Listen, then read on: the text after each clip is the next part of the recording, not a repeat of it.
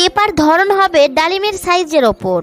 ছোট ডালিম সেনসিটিভ বেশি হয়, তাই এটা জোরে টিপলে মজা না লেগে বরং অস্বস্তি বোধ হয়।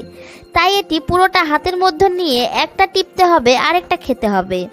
ঝুলানোটা সেনসিটিভ কম, এজন্য এটাতে বেশি মজা পাওয়া যায় না। তবে শোয়ানো অবস্থায় টিপলে ভালোই লাগবে। আর তুলনামূলক বড়টা টিপে একটু বেশি মজা লাগে। এটাতে 2 হাত দিয়েও খেলা যায়। তবে ছোট বড় বা ঝুলানো কোনোটাতেই জোরে টেপা যাবে না। কেন? জোরে টিপলে সমস্যা কোথায়? জোরে টিপলে আঘাত পেতে পারে, আর আঘাত পেলে পরে আর খেলতে স্বাচ্ছন্দ্য বোধ করবে না। তাই আলতোভাবে টিপতে হবে। ভালো লাগলে একটা সময় দেখবে সে নিজেই জোরে টিপতে বলবে। মাঝে মাঝে ডালিম খাওয়াতেই বৈচিত্র্য আনতে হবে। সেটা আবার কেমন ভাবি? কখনো শুয়ে কখনো দাঁড়িয়ে সামনে বা পেছন থেকে টিপতে বা খেলতে হবে। মাঝে মাঝে মধু মাখিয়ে খেলে বা সরিষার তেল মালিশ করে দিলেও খেলা উপভোগ্য হয়। অথবা ডালিমের সাথে মেশিন ঘষলে বা ডালিমের সাথে ডালিম ঘষাঘষি করলেও মজা লাগে। ওহ ভাবি, সত্যিই তুমি একটা জিনিয়াস।